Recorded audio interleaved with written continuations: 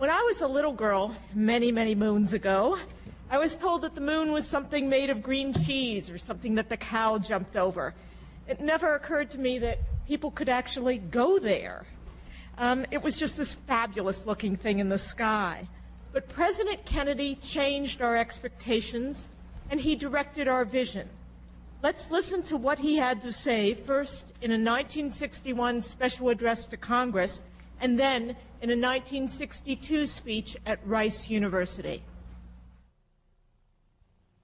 I believe that this nation should commit itself to achieving the goal, before this decade is out, of landing a man on the moon and returning him safely to the Earth.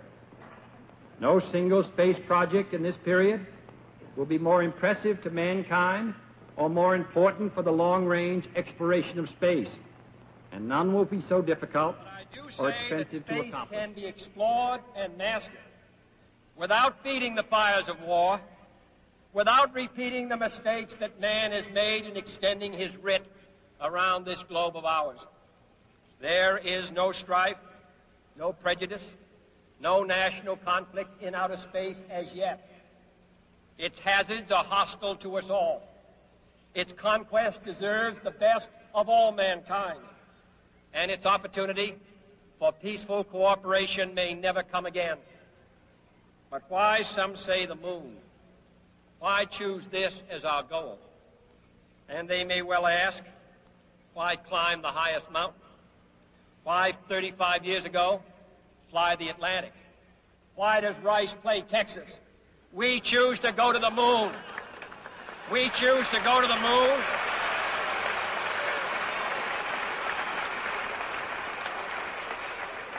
We choose to go to the moon in this decade and do the other things, not because they are easy, but because they are hard.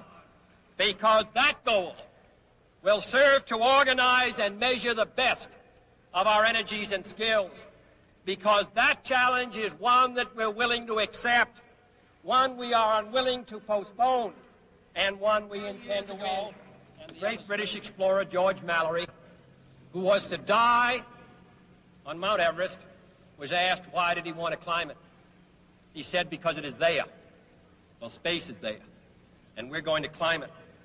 And the moon and the planets are there, and new hopes for knowledge and peace are there. And therefore, as we set sail, we ask God's blessing on the most hazardous and dangerous and greatest adventure on which man has ever embarked. Thank you.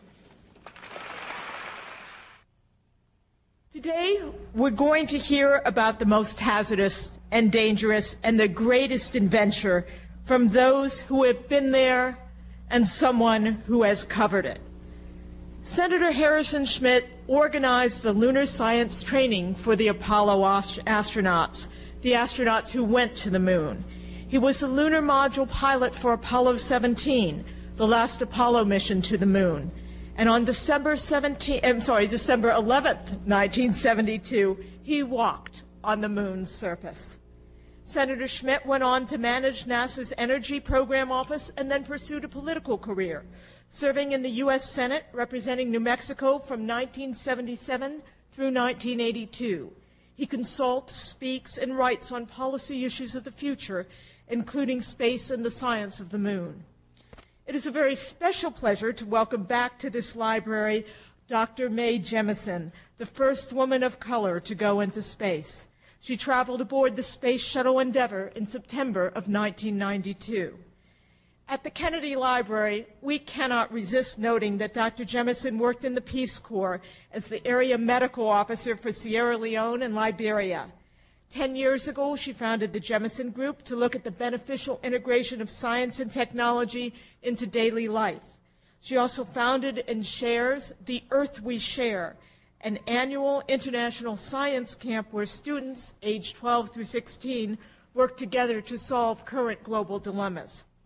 And moderating tonight's forum is the man who succeeded Walter Cronkite, whatever became of him, as CBS's lead space correspondent, Morton Dean. Mr. Dean has been an anchor at both CBS and ABC News and has reported extensively on NASA here in the U.S. and on the Soviet-Russian space program from Russia. As his bio notes, Open a map of the world, throw a dart at it. Mort has been there, and he's been doing some of the finest reporting around. It's an honor to have him here. Before turning it over to Mort, I encourage those of you who want to learn more about President Kennedy and the space program to visit our museum and to see the space program documents and even a moon rock. In the meantime, Mort, it's all yours. Thank you very much. Honored to be with all of you tonight. Couldn't help thinking while listening and watching President Kennedy how eloquent he was. And it made me wonder whether we've just gotten away from eloquence when talking about the space mission, about America's space program. And it reminded me of a question that was raised by a colleague in the Baltimore Sun not too long ago who said, in effect, asked this question, in effect, were we just as a nation better at it back then in the 60s than we are now? So let me ask that question to you. Were we better at space exploration in the 60s than we are now, or were we better at being a nation that looked forward in the 60s than we are now? At looking forward and programming it. Well, I grew up in the 60s, and I always look back at the 60s, and I know that people think of the 60s as this time of anarchy. But for me, the 60s were really a time of hope. It said that we as people around the earth felt that we all had a right to participate. And so we looked for greater things. And a lot of the competition, a lot of the effort was really trying to get more people involved and also moving humanity forward. So that's, I think, where a lot of the conflict and a lot of the issues came into place. When we made the decision to go to the moon, it was something that folks talk about in competition with the Soviet Union, but the fact that we chose space as a place to have that scientific and social competition was important because we were thinking about changing who we were as a people, extending our reach as a species. And so were we better at it? We were better at it because we had a different kind of goal, a more far-reaching goal. In the years that have come, we've sort of contracted. We've decided that we're not going to do things that are quite so difficult, that require us to commit in the same way. We started talking about taking little incremental steps, that we had to do things in an evolutionary stage, but sometimes evolution requires that you do something very radical, some radical change. And I think that if we continue to have much more dramatic change, if we were talking about going back to the moon, establishing a lunar base, going to Mars, then you would see the eloquence come. You would see people standing behind the program. Senator, I don't know whether to call you former senator, former astronaut. What ranks higher, astronaut or U.S. senator? I have no idea. It depends on where you are, I think. You know, we had a very special set of circumstances in the late 50s and early 60s, brought on by the competition of the Cold War, by a generation that had reacted very positively to the challenge that the then Soviet Union offered in terms of Sputnik and ultimately the first flight of a human being, namely Yuri Gagarin. And in around 1958, 57, 58, the reaction in the government seemed subdued, but actually was quite remarkable. In the Eisenhower administration, a great deal of groundwork was laid, not only in thinking about how you would operate in space with human beings and indeed even go to the moon, but Eisenhower himself took a very, very special interest in the development of a super booster, as it was called then, which ultimately became the Saturn V. And to President John Kennedy's credit, he recognized when the challenge became so very, very stark with respect to the flight of Gagarin, he recognized that the basis had been created by which the United States could respond to this challenge and respond with a great deal of great possibility of being successful. And part of those special circumstances of the time was that there was a generation of young men and women who were coming out of the engineering schools of the country, who had responded to and responded very positively to John Kennedy's challenge. And they formed the foundation for what was done, the vigor, the imagination, what made it possible for us to really succeed. Now, fortunately, we also had some senior managers out of the old, what was called the NACA, the National Advisory Committee on Aeronautics, who could provide, and they were in their 30s, who could provide the management of this army of young men and women in their 20s. And all of those things began to fall together to create a management system that was capable of doing what John Kennedy actually challenged us to do. And I think we have to remember that those were very coincidence of some very, very special things happening in that time frame. And it doesn't mean they won't happen again. The fact is, they could very well. You just can't anticipate all of those things coming together at the same time. And because you can't anticipate it, I think we also have to look at alternative ways of getting back into deep space for the young people of the planet Earth today. And one way, as we can talk about some later, is through private sector efforts. Let's talk about the shuttle fleet. Will it fly again? Should it fly again? The shuttle should have flown a long time ago again. Right from the very beginning of the Columbia discussion, I felt, and I think others have felt, that we wait far too long to get back into the business of space. We have national and international obligations that are very different than when the Challenger accident occurred. And we really shouldn't be standing down as we are. And then ultimately, we can't afford to stand down. If you're going to be a spacefaring people, you have to be willing to proceed and fly in space. Ms. Jemison, would you sign a go for launch today, or do you think there are still some problems with which to deal? Well, the issue with the shuttle is not about whether it flies. We know it flies. We know that it's actually a very remarkable vehicle. And so, yes, we should be flying. The question, again, comes down to our commitment as a nation. It is not a reasonable assumption to say that space flight should be absolutely 100% safe, because it's not. And there's no way to make it so. And, of course, we can look back on hindsight and understand a lot of things that we could do differently. So that's not the point. I remember also the Apollo 1 fire when I was growing up as a little girl, and how the response to it was, let's figure out what went wrong, let's fix it. We didn't actually have a working Apollo vehicle at that time, but let's fix it. And then we move forward. That's the same kind of thing we have to do now. And so we know how to fly the shuttle. There are issues that need to take place in terms of management and what we look at it, but it doesn't require the level of, oh no, we're afraid, we can't fly this vehicle. I was in the first class after the Challenger accident. I came in 1987. In fact, my application was in during the Challenger accident. And I remember thinking that yes, I would go. My mother called me. She said, are you still going to apply? I said, yeah, because I know that this is one of the things that can happen. And so what we're doing now shows a bit of timidity that has nothing to do with being a spacefaring people, but rather it has to do with not being sure and not having that commitment to move forward. If NASA were to call you, would you sign on for the next shuttle flight? And do you think we ought to be flying now, today, tomorrow? Sure, I would sign on. You think that NASA has handled all of its problems, or is in the process of? Well, I don't think they're going to. I remember when I came in after the Challenger accident, everybody said there's going to be another accident. We don't know how it's going to manifest, but something else is going to occur.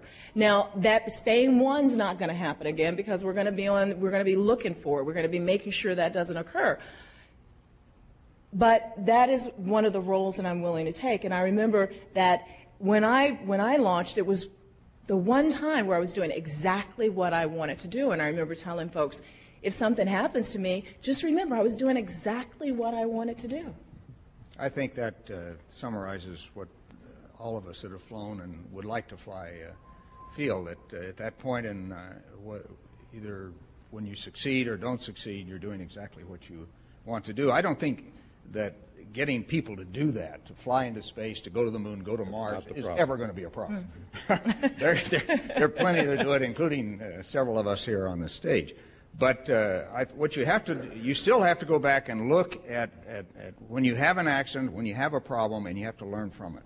And one of the things I think you can learn from all three of the major accidents that NASA's had, the 204 fire, Challenger, and Columbia, is that in all three cases, dedicated management systems and dedicated managers let the abnormal become normal.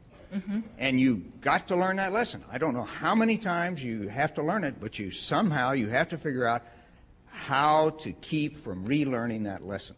That's the fundamental problem. Now, there may be some other things that we could talk about that contributed, but when you let the abnormal become normal, you're going to have a problem.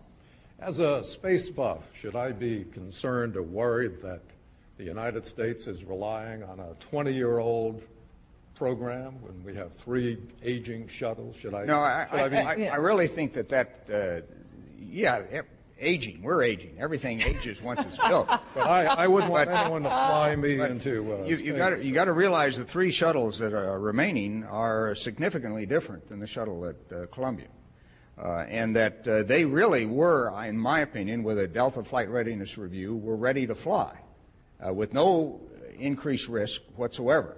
The risk is always, anytime you have a hazard, you're going to have a risk, and you have to evaluate whether the risk is worth going forward. And I really think that we've waited far too long, and we waited far too long to go forward.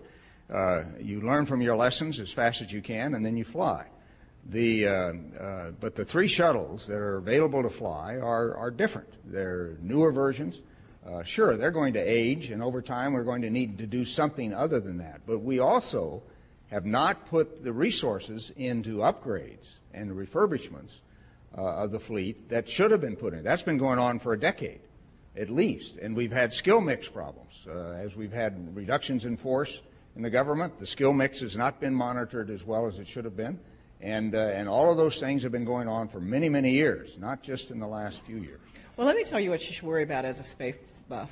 Okay, what you should be worried about is the fact that we don't have an ongoing commitment to a long-term project. So that when you look at, what you should be worried about is when we looked at the space station and go back when the first space station was first proposed with the space shuttle, the space shuttle was proposed as a vehicle to get up and down to the space station. It turned into something else, and the space station came up later. Then it became smaller and smaller, had fewer and fewer scientific activities on it.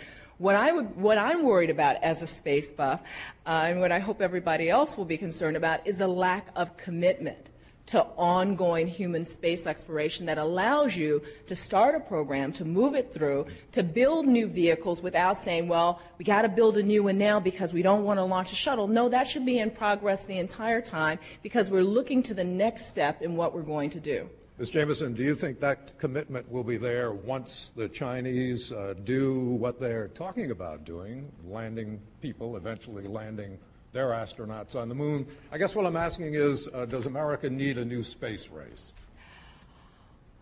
It's so sad that that may be the case, but I was very thrilled when the Chinese launched a human because I thought, well, maybe this is going to get us out of collective duffs, because at one point, and being very, very honest now, when we brought everybody into the International Space Station, it meant that we actually took humans in space was going to go whichever way the United States decided to go into space. When we asked the European Space Agency not to build Hermes, which was going to be their own human space launch vehicle, we got rid of that. When the Soviets ended up being in our program, it meant that we really started to truncate how humanity went into space, and I'm for humanity continuing to move forward in space exploration.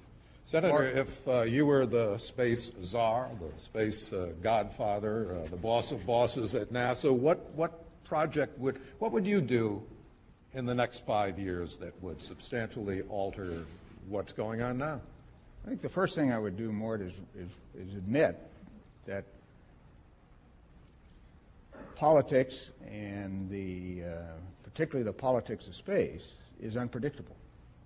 And I would try to figure out a way to create some predictability. And in fact, even not being the czar of czars, that's one of the things that I try to do. And I do it by taking the case that the private sector is more predictable.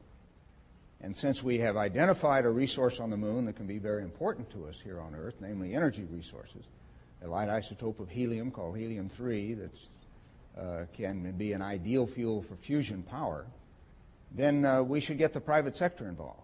and get investors to provide the vast majority of the funding necessary to get back into space. That is something I predict. If I can put together a good business plan and if I can live up to that business plan and satisfy the rate of return demanded by investors, it's going to go. The threshold is very low. When you said the private sector is more reliable, Ms. Jemison tilted her head and looked up at the heavens. You don't agree with them? There are things that the private sector can do, and there are things that the government and society should step up to.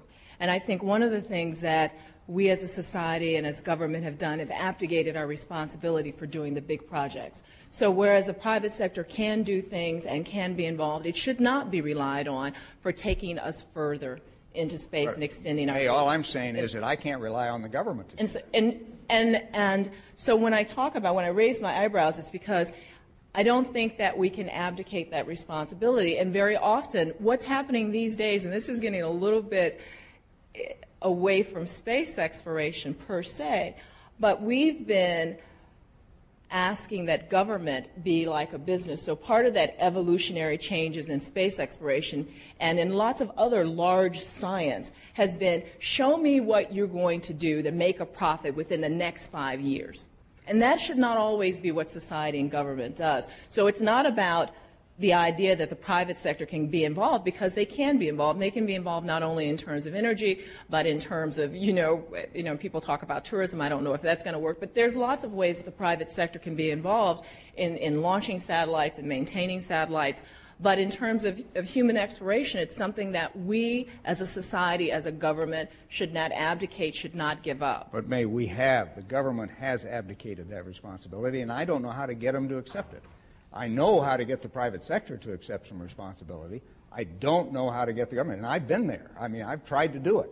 I've been trying to do it since 1976, and it just hasn't worked. And so let's go try something else. Meanwhile, there are plenty of things for the government to do. As a matter of fact, I'd love to have a recreation of a National Advisory Committee on Aeronautics type system, whereas the government is working with the private sector on the more difficult problems and challenges, technological challenges, to get us there. There's no reason why the NACA can't come back as NASA and begin to do those kinds of things. It's just that I'm just telling you, my experience and the conclusion I came to about a decade ago is that we have a much greater chance of getting ourselves back into deep space, to the moon and onto Mars, if the private sector carries the principal load of funding to build the new capital infrastructure necessary to do that.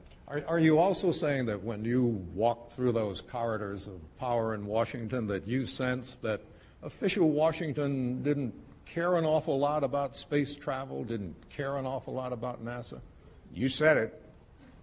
But I think that goes further. That left us with John Kennedy's challenge, which we met successfully, and even in 1969, the government was backing away from that challenge.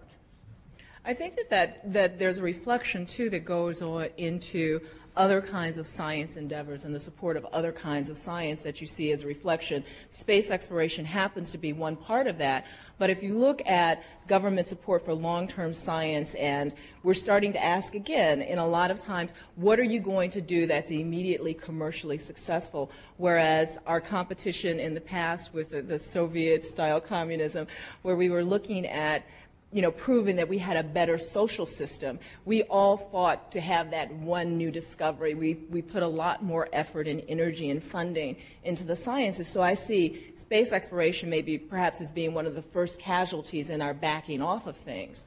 But it's goes to where my heart is with the whole idea of science literacy. Why are we doing these things? How do we make people aware of the importance of basic science research that the government funds, that corporations will not be able to do, as they've demanded to have profit immediately, quarterly. You're looking at profit changes, and you look at companies doing less and less R&D. They're doing more development of old ideas. But a lot of that basic science research came out of government-funded projects in the past, and we have to maintain that some kind of way. What effect do you think the lack of a clear vision has had on the engineering, scientific, and academic community? Well, it obviously, when the space program really began to take hold in the late 50s and early 60s, a great deal of resource went into education. Mm-hmm. There's no question about that. But today, I think the problems of education are so deep, particularly at elementary and secondary levels, that those issues are relatively minor. There are resources going into science and technology and education, but if you look at the major problem, and that's over here in the elementary and secondary school systems, then I think those issues fade away. That is our fundamental problem. Whether you talk about space or science in general or the nation in general, it's that elementary and secondary education system that is not a system anymore. It's totally failed. Is it going to be difficult to woo the interest of the engineering and scientific communities? Well, I think one of the things that happened with the lack of commitment and a focused program is that we actually lost support from the scientific community as we saw space station develop into something that did not do the type of science experiments that it was initially purported to be able to do. Then you saw scientists backing out of their commitment to human space exploration. So you started to get this dichotomy between let's do robotic missions, we won't have humans in space, human space exploration isn't necessary, and there really is no conflict or tension between the two. They're both important. But it brings up one heck of a question that's been around since the Apollo program. Why is a human space program, if you will, manned space program, necessary? What do we get out of it? I have to say a human space program. Okay. I just really have to. I keep doing that. I'm just going to have to say that again. As you realize, that's why I caught myself there. But why is it important to send humans to space? What do we all get out of it? Mort, one way you can get some perspective on that, I think, is to imagine how you would duplicate the fundamental scientific benefits, just the scientific benefits, leave aside the political and cultural benefits of the Apollo program, how you would duplicate those with automated systems. That was Carl Sagan's great take, and we had many arguments about it while he was alive. And frankly, Carl and others have never been forced to cost out what a program like that would be. We developed, as a result of Apollo, independent of the original charge from President Kennedy, as a result of Apollo, we got a first-order understanding, probably a second-order understanding of the origin and evolution of the moon and how it relates to the Earth and the other planets. We have found new energy resources in space. We have done all sorts of new things that came directly out of the interaction of human beings with the environment in which they found themselves in exploring the moon. And automated systems don't do that yet. Maybe 100, 200 years from now they will. But right now they don't do that. With human beings, you take a supercomputer, qualitative, but still a supercomputer that is instantly reprogrammable. You take hands for manipulation. And you take the eyes. And you integrate all of these with that supercomputer, and you have something that no automated system can duplicate and react instantaneously to the situation that is faced either scientifically or in terms of the operational reliability of your systems. We landed 6 out of 7 times on the moon. And if you look at each one of the details of those landings, the chances are, had you tried to do it automatically in each one of those, you would have failed. Ms. Jemison, what do you think? Well, let me put it from the perspective also of being a physician. When you look at what the capabilities humans bring, they're capabilities that are not available in automated systems, as was said. Let's look at it another way. You would have to anticipate everything that system would have to do and give it either the capacity to change its programming right then, the capacity to change how it manipulates, how it moves things around in order to be able to anticipate what humans would see, what they would observe. If something goes wrong, unless the system is programmed to observe that, to note it, to be able to deal with it, it's going to not be included in your database. I think that there's the other part of it, too. Looking at what you can accomplish with humans, but then also, it's okay to want to go. You don't get the same experience by sending a robot to Hawaii. You know, the pictures are not the same. There's a difference in the experience, and that's okay as well. And I think it's something that viscerally we have to do that leads us forward. How about the argument less costly, less risk if you send robots? I've worked with some of the new Less robots risk to what? Less risk how? To human life. But I'm going to let you say that, and then I'm going to... Are you going to stop humans from doing everything that involves some risk? I'm not going to stop humans from doing anything, but... You can't. And you have to decide whether the risk is worth the gain. And that's the debate.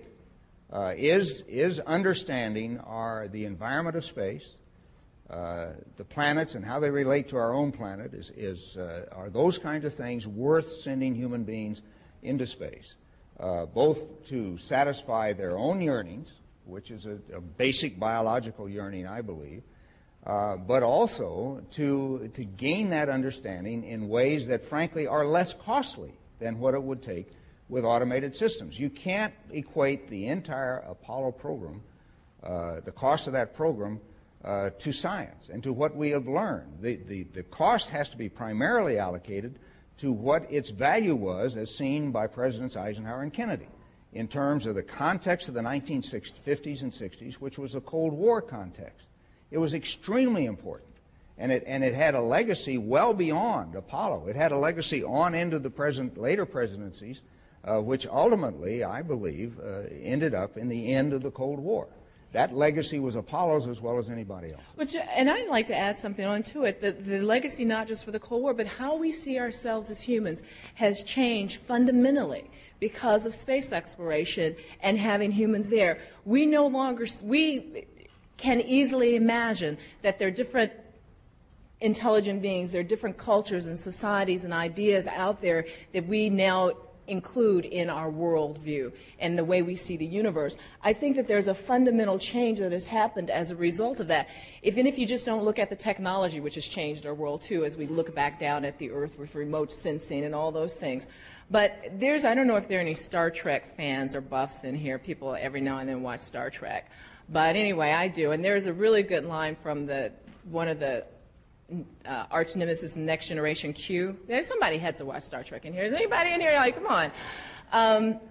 Q flings Captain Picard and the Starship Enterprise out to the Borg space the first time they encounter the Borg, which are this incredible group of people who can have all kinds of technological wizardry, and they end up wanting to take over the Enterprise. But Captain Picard finally gives in, asks Q for help, and gets very upset because he says, you know, I lost a couple of crewmen when you did this.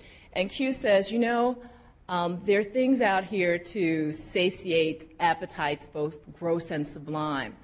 And you can learn wondrous things, but it's not for the faint of heart.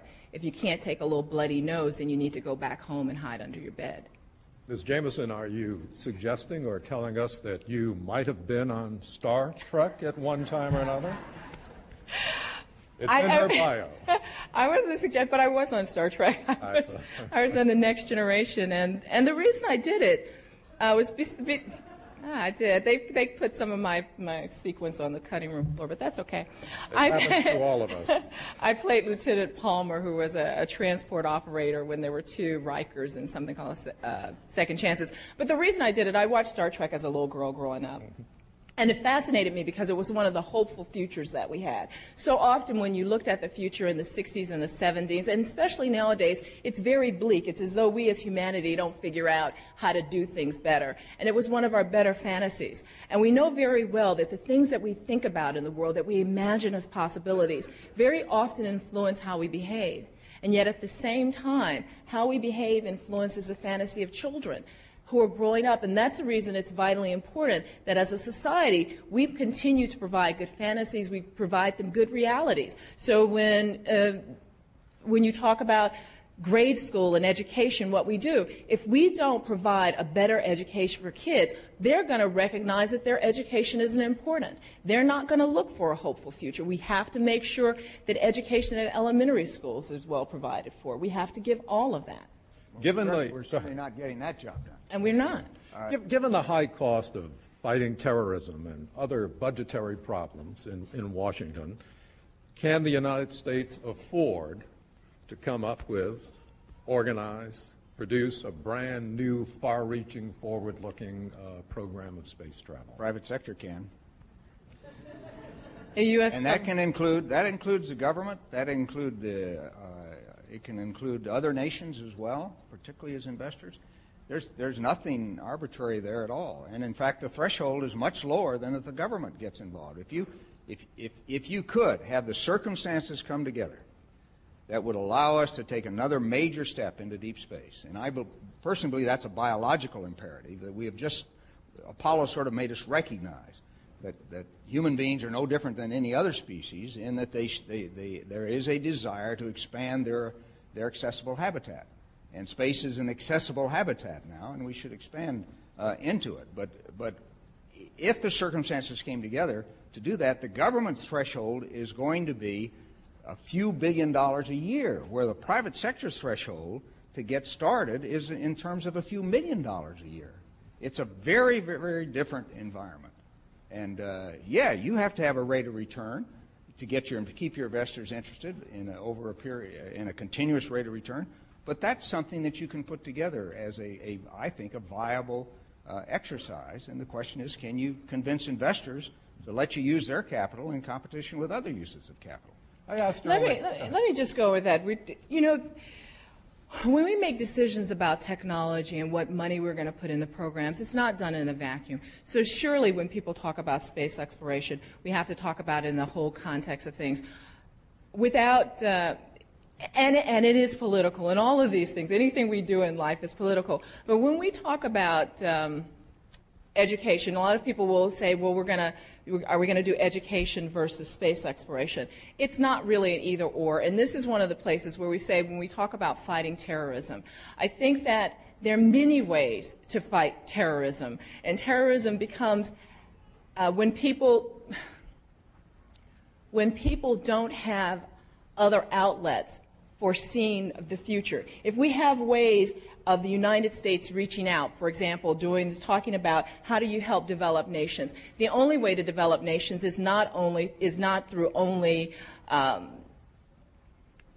regime change or going through and money spent on military. But it can also be through helping people map their countries. So that's one of the ways that space exploration can be very important that we talked about before, looking at using remote sensing to look at countries and help them map the geology, the geography of the countries. Those things are important. Those things that change the poverty level of people, help people to understand the world in a different way. And so I think when we set ourselves up to see the world in only one way, that space exploration is only this one thing, it's only sending people in space. It helps many different countries. We have a choice as Americans where we put our money, how we choose to deal with the problems that we face in the world.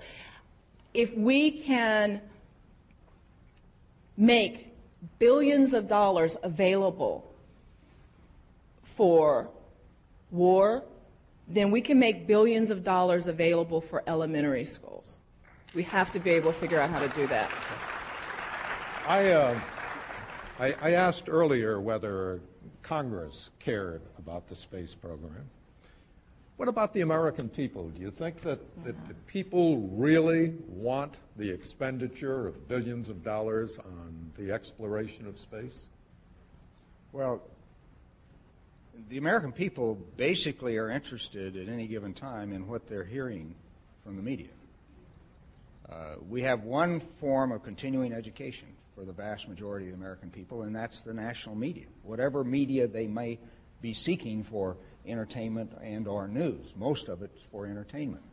And so if you take a survey at any given time, it's going to reflect what they are hearing. And right now, if you take a survey relative to space, the interest is fairly high because there's been a lot of media coverage related to Columbia. That happened after Challenger as well. In fact, it went up, it goes higher than you ever would expect the American people to agree on anything. They agree that we ought to be active in space.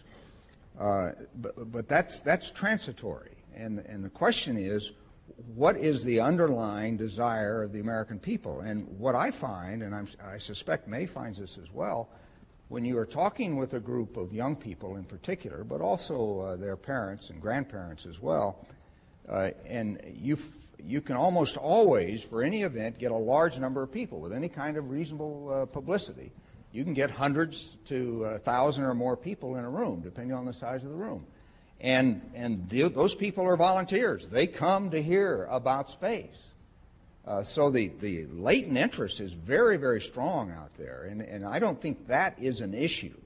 The issue is whether, if you're going to do it with government, whether the leadership, both in administration or Congress, is going to be able to put the pieces together that will work. And it worked for John Kennedy, and it really hasn't worked since. But it doesn't mean it can't. It just means all those pieces have to come together. Whether China becomes a player in that or not, I have no idea. But still, the pieces have to come together for government to be able to support, politically support, a major new thrust in space. The threshold is not small. It's billions a year to go into that area. As I've suggested, you have a different set of thresholds and a different type of job if you do it not totally with the private sector, but largely with the private sector. And I really agree. Whenever you go places, people want to hear, they want to talk about space exploration. There's always that interest. I never am introduced, and people hear I'm an astronaut or was an astronaut, that they don't want to ask me about space. Fascinating. Always happens.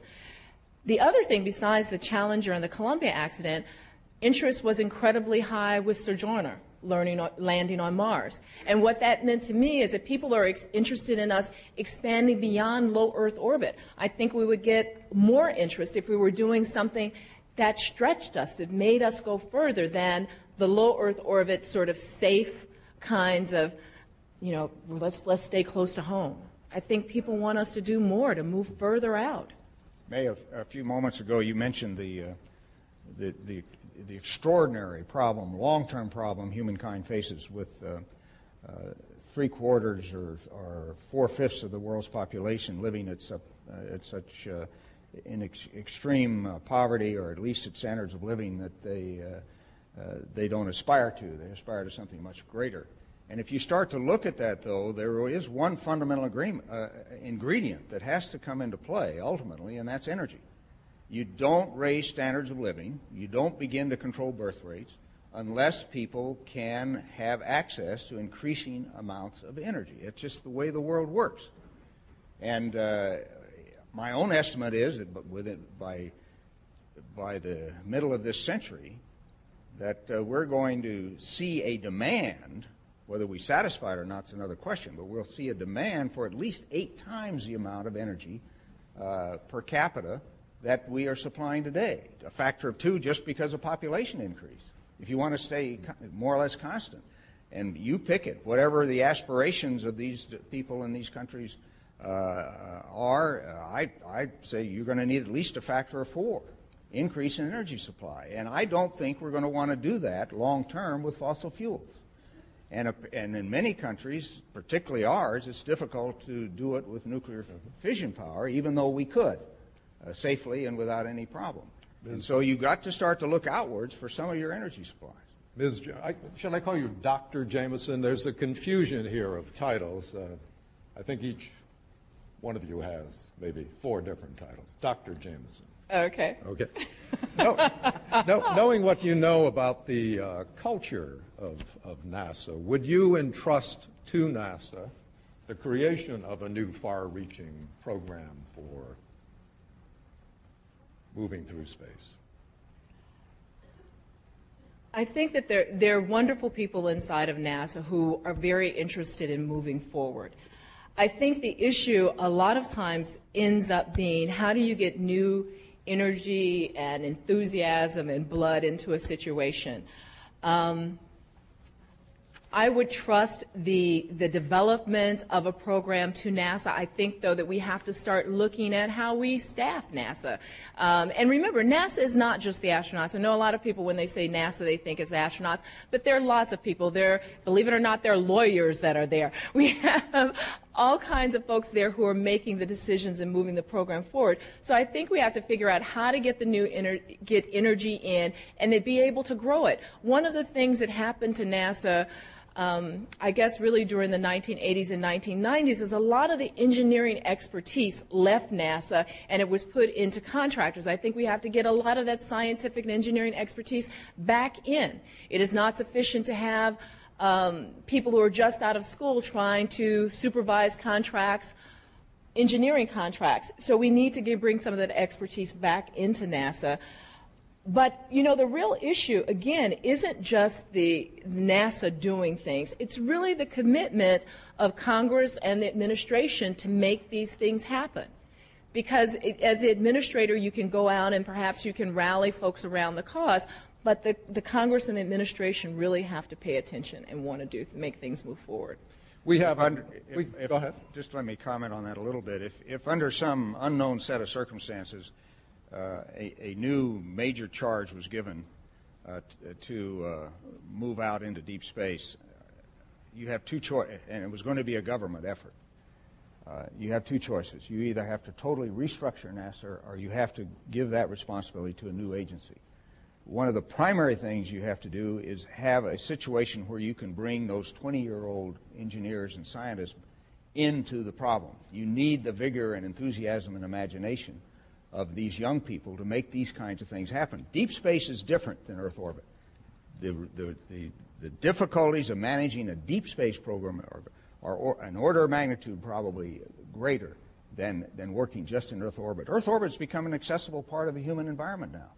Anybody with a large rocket and a reasonably sophisticated technology for building spacecraft can go into low Earth orbit now. We've put that behind us. That's accessible. Deep space is not an accessible part of our environment and takes a whole different management structure to make it happen. And I frankly, and I've unfortunately maybe I've testified to this publicly, NASA is not prepared to do that right now. The management structure is not there. The mix of ages is not there. The right people just aren't there. A new agency might be the easiest way to go. And maybe NASA then converts into some kind of an NACA type agency to do other things. Okay, we have an audience here of several hundred people at the Kennedy Library, and we have 2 microphones, and I think it's about time that we take some questions from our audience. So just get up, stand at the microphone. If you want to give your name, give your name. If you want to travel incognito, that's okay with us. Go ahead, sir. Dr. Jemison, Senator Schmidt, you know that all of the studies about where our next vision should be talk about human exploration of Mars, robotically and with human presence. Are you in agreement with that? And if you are, do you think that we should have a way station to try out our techniques at the moon, or should we carry on directly to our nearest planetary neighbor? Well, I'm totally in agreement, Larry, with Mars being the next ultimate objective. But I think the fastest way to get there is by way of the moon. I think you can capitalize your investment to go to Mars by going by way of the moon. Plus, the resources are there that will be helpful to you, the space resources, what we call consumables, hydrogen, oxygen, water principally, but other things possibly as well. That will make that trip less expensive and less costly and more reliable as well. I just don't see, for a whole bunch of political reasons, monetary reasons, and maybe some technical reasons, that we can just say ignore the moon and let's go directly to Mars. I just don't think that works. It just doesn't feel right for me. But I do want to get to Mars, and I think the fastest way to get there is by the way of the moon. Not because you have to test things on the moon. We can do that. We can build what is necessary to go to Mars. We know more about the surface of Mars now than we knew about the moon when Neil Armstrong stepped on it. And so I'm not at all concerned about that. I think we can design the systems. We can fly them there. That's not the problem. The problem is actually a workable scenario that minimizes the costs and maximizes the probability of success. I would say we can go directly to Mars. And we can go to the moon and build a real lunar base. Just do one or the other. Just do it. And I believe we can. A settlement on the moon, though, will make it happen much faster. You'll be on Mars within 5 years of establishing a lunar settlement base, whatever you want to call it. But I think it's permanent this time. Within 5 years, you can have your mission going on to Mars. How long would it take to establish that permanent base on the moon, do you think? You know, the issue right now with going to the moon is rebuilding the launch capabilities and to be able to get people there. I personally think that you can go to Mars without necessarily stopping at the moon. My concern with stopping at the moon is that we get stopped there, that we end up doing another, well, we're at the moon now, let's just hang out here. That's why. And that's why you want the private sector involved, and they're making money all the time. We have a question at the microphone to my right. My name is Ed Lowry. There are astronauts' lives depend on many things, including good software. And like most of us, NASA has had some problems in that area. I have a letter here from NASA addressed to Senator Kerry about the problem. Senator Kerry forwarded a question that I had posed to a number of federal agencies. The question was... as long as it's a short letter. Okay, one sentence. Can any federal government employees or advisors be identified who have working experience with technology for expressing substantial computer applications as simply as was allowed by technology developed at IBM 25 years ago? I've found that there are a great many prestigious organizations which passionately do not want to answer that question. You want the question rephrased? I need to hear the question again. I'm not sure what give us a quick question. Basically, I'm asking, are you less than 25 years behind the leading edge in simplifying software? Well, the software these days is much less simple than it was 25 years ago. Okay. And I wouldn't necessarily want to fly on Windows 2000 or XP. Okay. Right. That's very much the problem. Anyway, NASA's always going to be somewhat behind. The government agencies will always be somewhat behind what the state of the art is. But my understanding is that at least in the world of computation, that the shuttle is sort of caught up a bit in that they're using laptops to operate it now. Mm-hmm. And so you can change out a laptop pretty fast. It depends on what program software you have in it. Well, I think one of the other issues, without the flippant answer about the Windows, but one of the things that happens with space hardware and software is you want to make sure that it's tested. So you don't want to be up there and find the, floating point error. So those are one of the reasons why space hardware seems to be a little bit behind other hardware, our software, the computers that are run, because you want to make sure that there's a history of the materials, of the hardware, of the equipment beforehand. Except for, of course, the things that are designed specifically for space exploration, then, of course, you don't have as much of an opportunity to test it. The young lady. But you have to realize that things don't happen as fast now as they used to. I bet you most people here don't realize that we were flying a mission during the Apollo era once every 2 or 3 months. And it was a new mission. Every one was different, significantly different than the last one. Now, of course, we didn't have to update very much software because we didn't have very much software. But still, the bureaucratic inertia is far greater today than it was during Apollo. But again, a special set of circumstances existed for Apollo that we haven't had come into being in peacetime activities since. We've had it in wartime, but not in peacetime. Ma'am, young lady to my left. Oh, hello. Hello. Good evening, Dr. Jemison. Yeah. Hello. My name is Donna Ray, and I attend the Cambridge Latin School, and I'm with this program called Science Club for Girls, and we're writing a book on women that are successful today. So I have 2 questions to ask you. Okay. The first one is, what influenced you to go to space? Do you want to give me both of them at one time, or you want me to do this one first? Okay, I'll give you both of them then. And then the second one is, what impact do you think you had on society to being the first African American woman in space? Okay, what influenced me to go into space? I don't know. I remember as a little kid, I always wanted to go into space. I remember looking up at the stars with my uncle. He would tell me, at 5 years old, they're really suns. They just look so small because they're so far away. And I always assumed I would go up into space. And this is even, like I said, in the 60s where there were no women, there were no people of color in the space program. I just assumed I was going to go up. And I wanted to. Why? Is because it's about stretching yourself, about adventure. You require a level of, intellectual challenge as well as physical challenge that was very important to me. So I just wanted to go. And I think all of us have looked at the stars and wondered what they are, regardless of whether or not we decided we wanted to go. We still looked at the stars and wondered what was up there. And that part took hold of me very strongly. What difference have I made? Well, it's very difficult to be that, reflective, because you really don't know what difference you made. Sometimes I hear people say, well, my, son or daughter wrote a report on you, and I'm thinking, oh my goodness, what did they find out? But here's the way I look at it.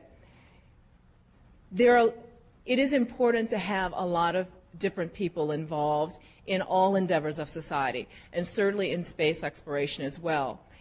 And you have to be true to yourself and what are those things that are important to you. I don't know what overall difference I've made in society, but I do know the things that I've tried to advocate for. So when I was in the astronaut program, my background is not as a pilot. My background is in chemical engineering and medicine. And I spent a lot of time working in these areas, so that's what I would bring to bear. And I would talk about the need for human experimentation. Yeah, use me as a guinea pig, whatever experiment, I'll volunteer for it. But also about the importance of astronauts participating in experiments, whether it's human exploration or whether it's having the scientists be able to do material science things and be able to have that flexibility. Then I also thought it was important to bring to bear my experience in developing countries, which is possibly unique. I spent a lot of time working, as you heard, in Peace Corps, worked in Cambodian refugee camps. And so when I came out of NASA, I started looking at how could we use space technologies for healthcare in developing countries, bringing that to the forefront, working with the United Nations with space exploration. And these days, what I've done is to go out and really be an advocate for science literacy, to talk about how do we get a basic level of science literacy in society. That doesn't mean everybody's solving the equations, but it does mean that folks are able to read an article in the newspaper about the health or some other subject and figure out how to vote responsibly on it. So I can't tell you what effects I've had. I can just tell you what I've tried to do and how I've tried to use differences in my background. Thank you, Dr. Thank you. Ma'am? Hi, my name is Sherby, and I'm also from the Girls Science Club, and we did bring a group of young ladies that are very inspired by you, and I just have a few comments. I want to thank you for coming and inspiring us, and you are a beautiful African-American lady of color, and I also want to know if you can name a few people that inspired you, because we have young people here, because back in the 60s, like you said, there weren't many Afro-American women that inspired you. So. Oh, no, that's not what I said. Let's get this really clear. Okay. There are lots of people that inspire me, and there are lots of African Americans who were in science, who were in lots of different ways. But when I think of inspiration, you get it from lots of different places, and folks don't have to look exactly like you to be able to give you the energy. So when I looked at it, it was just as easy for me to think about Yuri Gagarin, Jack Schmitt, John Young, and be excited about space exploration. They didn't have to look like me in order for me to be excited about it. But it doesn't have to, it's just not space. I mean, I wanted to be a dancer when I was growing up, so I love Lola Falana and Sid Charisse. When I look, I remember being very inspired by Linus Pauling, who won a Nobel Prize in biochemistry, as well as a Nobel Peace Prize for his work on nuclear testing, which I thought was very important. I looked at political figures as well. And I think you look very close to home. I mean, people talk about role models. I don't think public figures are role models.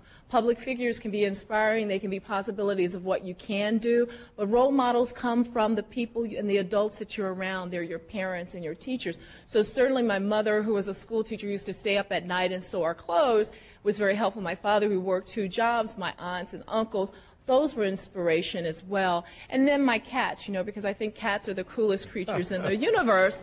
Because a cat, they're very social, and they're also How does a cat inspire you? I don't Look, cats can be very social, or they can be by themselves, and they're just as comfortable.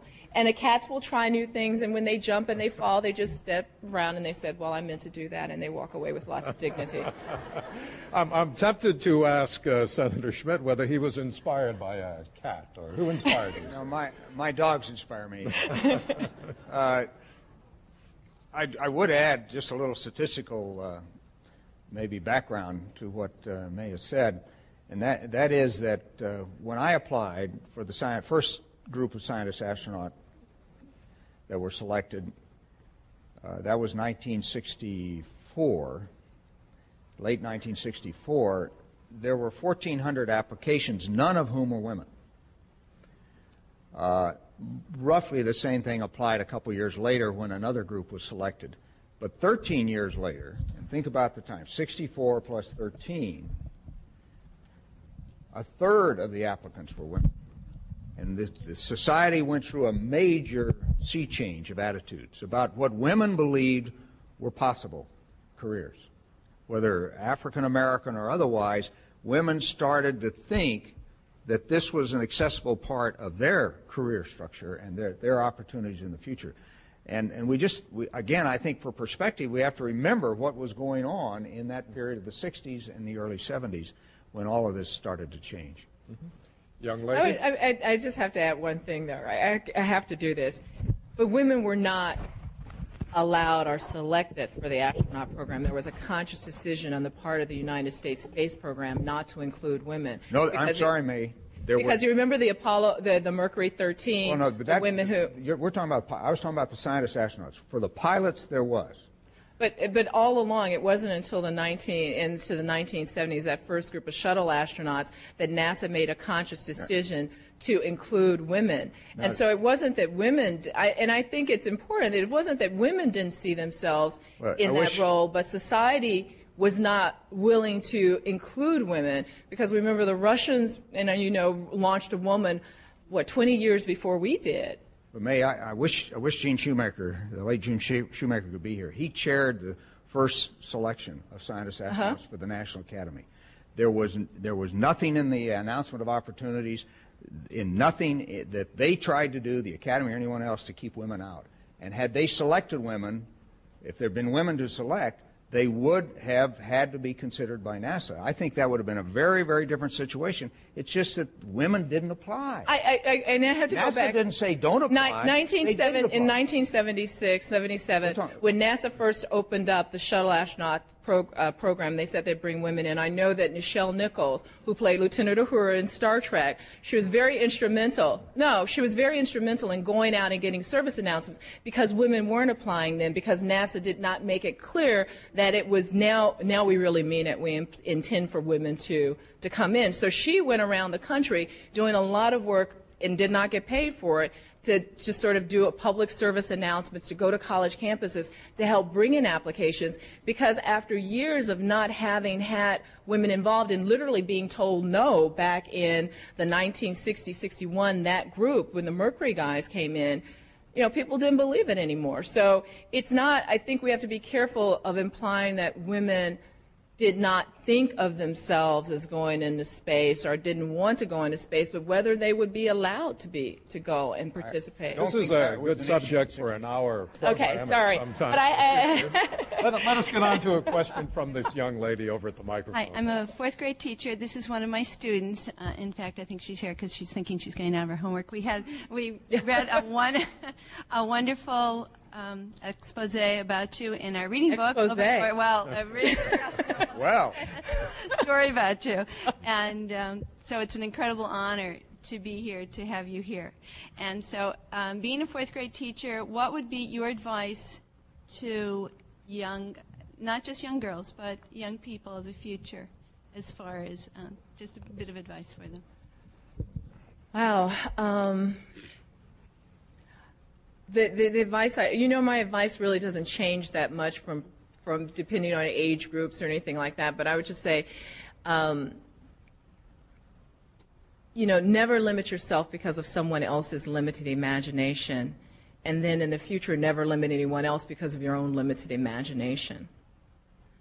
Now she'd like to ask a question. Jeannie. This is Jeannie Manning, Jean? fourth grader. What would it be like if you went back to your childhood? Would you make the same choices? Oh, boy. I don't know if everybody heard that. Is if I went back to childhood, would I make the same choices? I almost want to punt on that. With few exceptions, I probably would. I mean, there are a couple of things that I may make as exceptions, but then I don't know how it would have turned out if I'd done things differently. I don't know if I'm fairly happy with where I am right now, but if I went back to childhood, I think I would make the same choices. I'm trying to think if there was one that I might not have done, but pretty much in childhood I was pretty good. Now, if you asked me 2-3 years ago, I have some things I would change. You know, the most important thing you can do is to get the best education you can. And the one choice I would have made differently, if I had understood it at the time, was to learn mathematics as a language. I learned some mathematics in a little public school in southwestern New Mexico, but I didn't learn it as a language so that it was something I could use at any time and any place. And if there's one thing that opens up career opportunities for you, it's having mathematics as a language. Thank you Now, very you much. don't have to exercise those career opportunities, but if you ever want to have that chance, you got to learn math. Okay? Okay. Thank you very much. On the left here. Good evening, Dr. Jemison. My name is Kevin from O'Brien High School, and I always wanted to know about with astronauts, how come that if outer space has no gravity, how come every time we see a flag, it's doing like this? Oh, I'm afraid I have to answer that one. There. We put a curtain rod in the upper hem of so it would look better in the photographs, and it was wrinkled, which made it look like it was waving. You wouldn't believe what they did to pack these flags. This flag, which was about this size, was vacuum packed in a little container no bigger than my hands here. And so when you take it out, it's terribly wrinkled. And so the curtain rod was to spread it out a little bit, but you never get rid of all those wrinkles. So some people have interpreted that as a flag waving in the lunar breeze. Actually, it's just sitting there, and the only time it waved was when we left the moon, and I could see it out my window. I was looking out the window as we left, and the exhaust from the ascent stage engine had caused it to wave a little bit, but it was still standing when we left. Good evening and welcome to Boston. My name's Pam Sears, and I've always been excited by space, and I have only 3 things to say, and that's education, education, education. And a question for the audience: how many people here, if they had the opportunity, would be in space? Come on. And well, let me say that about 94% of the people raised their hand. Yes. The one thing that I've also noted, if you study history, is that the times that we've made our greatest advancements as human beings have been during times of exploration. And whenever we've advanced technology, we've also reduced slavery. And there's something to be said for that. And I would love to see the $87 billion we're investing in warfare in Iraq right now invested in this country and elsewhere on education, clean water, and there you go. You made your point. Do you have a question for them about space travel? Okay. Yes, sir. Hi, my name is Chaim. I have a question. What benefit do we get from going to Red March while we cannot solve our existing problem? Conflict on Earth? The primary benefit of ultimately going to Mars is that we expand the species habitat. Instead of just the Earth, we have, I think, would have at that time the Moon and Mars as places where human beings can live independently of any other source of supply or anything else. And the species, a biological species, should want to do that. Now, that is what I would call the philosophical rationale.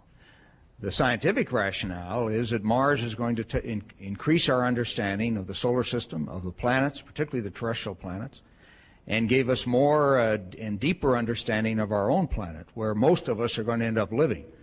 Some of your kids may end up living on Mars, but most of the rest of us are going to stay down here. And it's important that we continue to advance our understanding of this planet because as long as we have to live here, we have to be sure that we're taking care of it. Dr. Jemison? I would just add on to that. When you think about going to other planets, you know, people think about what do I really care about it? Think of a physician. Do you want the physician who's only studied one patient, their entire life to take care of you? Or do you want the physician who's seen many different patients? I'm choosing the one who wants to have seen many different patients. That's the same thing. That's how you learn more about the Earth as well.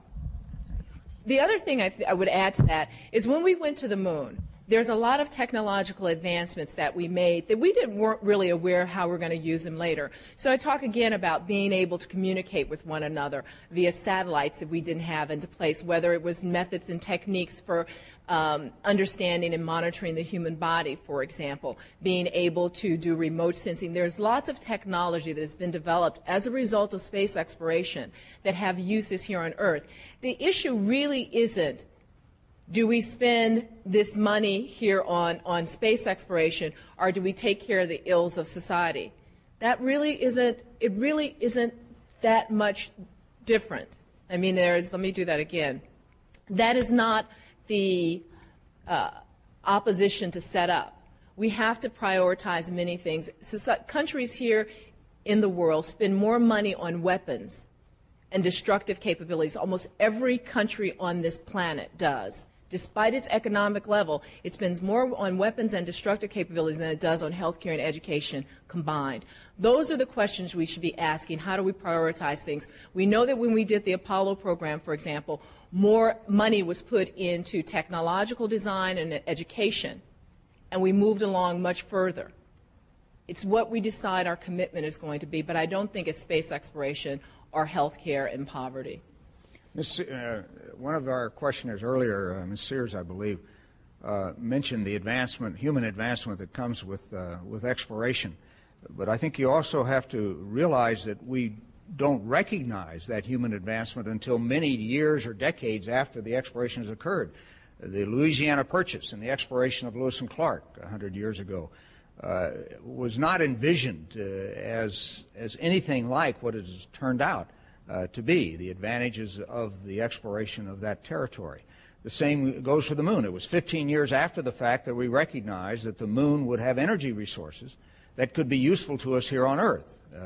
And I can't tell you what the usefulness to humankind in general is going to be, other than what I mentioned before, from the exploration of Mars. We don't know. We haven't been there yet.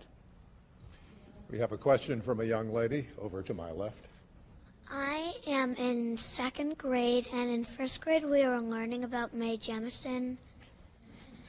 And I am asking, why do you want to go to Mars instead of any other planet? I would actually go to any other planet. I would go to any of them. Right now, the reason why lots of people talk about going to Mars versus going to Jupiter or Neptune or the other direction in terms of Venus is it probably is more hospitable. That is, we probably have better chances to be able to set up a colony or a base where people could live and study. The surface of Venus is probably too hot, and there's really nasty atmospheric stuff there that we think that we don't want to be around. So that's the reason why people are focusing in on going to Mars, is because we think that it's probably something that we could build a colony on and that we could be able to survive there much more easily. But, you know, I'm game to orbit any of them. You know, if E.T. lands in my backyard, you guys can look for me on Unsolved Mysteries. So, you know. Would you like to go to Mars? No? Would you like to go to the moon? Yeah, see? Well, we'll make it the moon the first step, and then you'll get used to it. And believe me, once you've been to the moon, you're going to want to go to Mars. Thank you very much. Thank you. Senator, Doctor, just curious to tell us about the amazing teamwork. I recently had the experience of doing some work at the Whitehead Institute of Biomedical Research here at MIT, and I saw young scientists from all over the world. I mean, from literally all over the world, all come together, maybe a couple of hundred scientists and postdocs, to work on exciting scientific biomedical issues. What was it like to be in that? You touched on it, Senator, earlier, and I'd love to hear from both of you on this. what was it like to be around that incredible team of NASA workers all working towards the one goal of putting you folks where it was that you were? And I'll take my answer now. You put your finger on it. It was a group of young people, mostly in their 20s. And they do exactly what you described. They get together, and in the case of Apollo, it was spontaneous. A problem seemed to develop in space, and all of a sudden you'd have this team of people with the appropriate skills around a table, and you'd be working out a solution. It was absolutely magnificent to watch, to see what young people do, and that's why I say it's such a critical factor for any future program. If it's going to be a major program, you have to have that kind of energy, imagination, and spontaneity in the program. The only way you get it is with young people, as you have described. And it was probably among my top 3 experiences, whatever they might have been in the whole space program, was being involved with those young people. The astronauts were among the oldest people in the program. We were in our late 30s and early 40s, working with these young people in their 20s. Gene Kranz says that during the Apollo 13 mission, the average age of the people in mission control was 26 years old. Well, that's what we're talking about. I had a different experience, and it's very interesting for me actually sitting, hearing the difference between how you saw the young folks versus when I was there. Well, I had some old people on my team, and I was one of the youngest people on my team. I was in my 30s. I joined the program when I was in my 30s. But for me, what you saw were you never had so many people caring what happened to you. And that's during the launch. Now, other times, because you work on lots, you work on lots of other projects during that time. And so the teamwork comes in different places. And I would just add that it's very exciting. You know that people care about you, and you know that they're actually trying to do their best. No one is intentionally sloughing, and no one's intentionally going to make a mistake. So that's very exciting. I would add, though, that I've had experiences in other places where teams work very well together. And I think it usually occurs when there's a commitment and there's a focus and there's a single purpose that everyone agrees on, so that they can put aside their differences or their particular egos in order to make this one accomplishment work. When you don't have that commitment, when you don't have that singular sense of purpose, it's never going to happen. And that may even be some of what you see perhaps that Jack is talking about with current NASA, that maybe we don't have that commitment, that single purpose, and there's a lot of bureaucracy that forms, so different folks have other goals in mind in order to maintain their turf and stuff like that, rather than this overriding purpose. These young men and women believed that what they were doing was the most important thing they would ever do in their lives. They said that, they believed it. Whether it turned out to be is incidental, as long as they believed it at the time. And that meant 16-hour days, 8-day weeks, and the job was done. Mae Jemison, Jack Schmidt, and audience, thank you very much.